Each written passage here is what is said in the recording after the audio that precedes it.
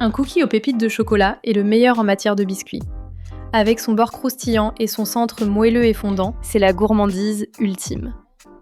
Aujourd'hui, je vais partager ma recette de cookies aux pépites de chocolat qui a remporté le concours de mon travail et je suis sûre qu'elle sera aussi un succès chez vous. Je vais donc commencer par faire brunir mon beurre, ce qui va griller les solides du lait et donner à notre cookie plus de profondeur en goût. Vous le remarquerez très subtilement dans les cookies, et si vous vous demandez, oui, le type de beurre compte vraiment. J'ai fait tellement de cookies aux pépites de chocolat, et le meilleur de tous ceux que j'ai utilisés, c'est celui-ci de Carrie Kerrygold. C'est du pur beurre irlandais. Ce n'est absolument pas sponsorisé, mais je vous recommande vraiment d'utiliser des ingrédients de qualité pour obtenir un cookie vraiment délicieux. Je vais ajouter une demi-tasse, soit 8 cuillères à soupe, de beurre non salé dans ma casserole, et le laisser fondre doucement à feu moyen doux. Ce beurre a une couleur jaune bien intense. Vous remarquerez que le beurre commence à faire des bulles et que les solides du lait commencent à couler au fond. C'est à ce moment-là qu'il faut vraiment le surveiller de près, car il va se transformer en beurre noisette très rapidement. Le beurre va commencer à avoir des bulles plus petites et vous pourrez voir à travers le beurre beaucoup plus clairement. Donc notre beurre noisette a une belle teinte dorée comme celle-ci, et il va apporter beaucoup de profondeur à nos cookies. Et si vous voyez des bulles comme ça, c'est pas du tout un problème. Je vais simplement le transférer dans notre saladier et le laisser refroidir pendant environ 5 minutes avant d'ajouter le reste de nos ingrédients. S'il est trop chaud, il a tendance à rendre les cookies assez gras. Pour obtenir le cookie aux pépites de chocolat parfait, avec un extérieur croustillant et un intérieur chaud, moelleux, avec juste ce qu'il faut de mâche, je vais utiliser 2 sucres. Une demi-tasse de sucre blanc et une demi-tasse de sucre brun. Le sucre blanc rendra notre cookie croustillant, tandis que le sucre brun, avec sa mélasse, lui apportera plus de mâche.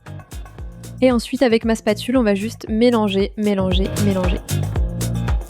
Je vais mélanger jusqu'à ce que le beurre soit complètement incorporé et que les sucres soient bien légers et mousseux. Ensuite, je vais ajouter un œuf à température ambiante et mélanger à nouveau. À ce stade, votre pâte devrait ressembler un peu à du slime avec une consistance de lave. Et ce que j'aime faire à ce moment-là, c'est ajouter notre vanille, le sel et le bicarbonate de soude, puis bien mélanger avant d'ajouter la farine et les pépites de chocolat. Cela permet que tout soit bien incorporé et homogène. J'aime utiliser du gros sel cachère ici. Je verse toujours le bicarbonate de soude directement dans la vanille liquide pour qu'il puisse s'activer. Et encore une fois, mélangez bien le tout. Si vous voulez les quantités précises et la liste des ingrédients, regardez dans la barre d'infos ci-dessous, tout y est écrit pour vous. Ce que j'aime dans cette recette, c'est qu'il ne faut pas d'équipement sophistiqué. Pas de robot pâtissier ni de batteur à main, juste la force des bras et une spatule. Je vais maintenant ajouter la farine et les pépites de chocolat en même temps. De cette façon, le mélange est homogène et j'ai l'impression que ça évite les grumeaux et de mélanger inutilement. Pour les pépites de chocolat, j'aime utiliser du chocolat très noir et je préfère que les pépites soient assez grosses. Par exemple, ces pastilles sont assez grandes.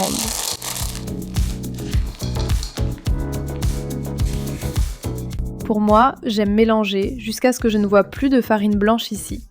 Ce qui veut dire que tout est bien incorporé à notre pâte, comme ça.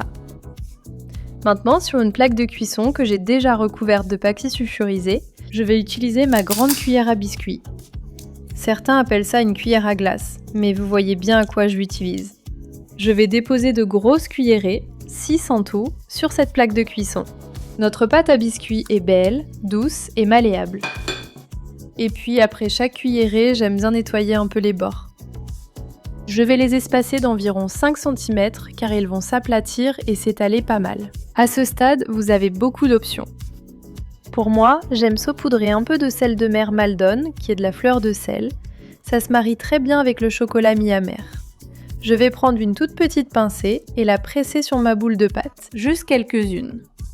J'ai tendance à aimer mes cookies plats et ronds, parce que cela crée ces magnifiques bords croustillants. Si vous préférez les cookies aux pépites de chocolat en forme de monticule, ni trop gros ni trop fins, allez-y et mettez-la au réfrigérateur pendant environ 5 à 10 minutes pour que le beurre puisse refroidir et garder sa structure pendant la cuisson. Je vais simplement la laisser telle quelle et la mettre au four à 178 degrés et la faire cuire pendant environ 12 minutes.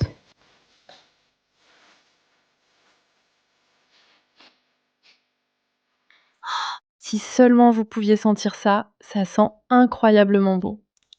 Je vais maintenant les laisser reposer 5 à 8 minutes pour qu'ils refroidissent et qu'on puisse les manipuler, puis les tremper dans du lait.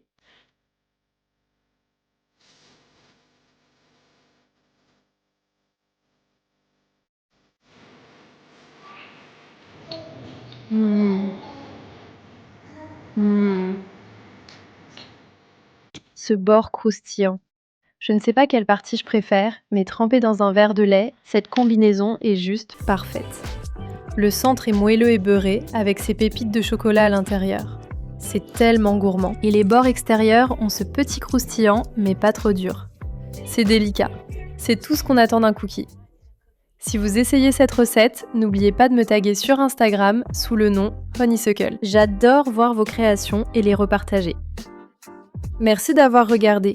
Dites-moi en commentaire comment vous aimez vos cookies aux pépites de chocolat et si vous en connaissez de meilleurs. À la prochaine, salut!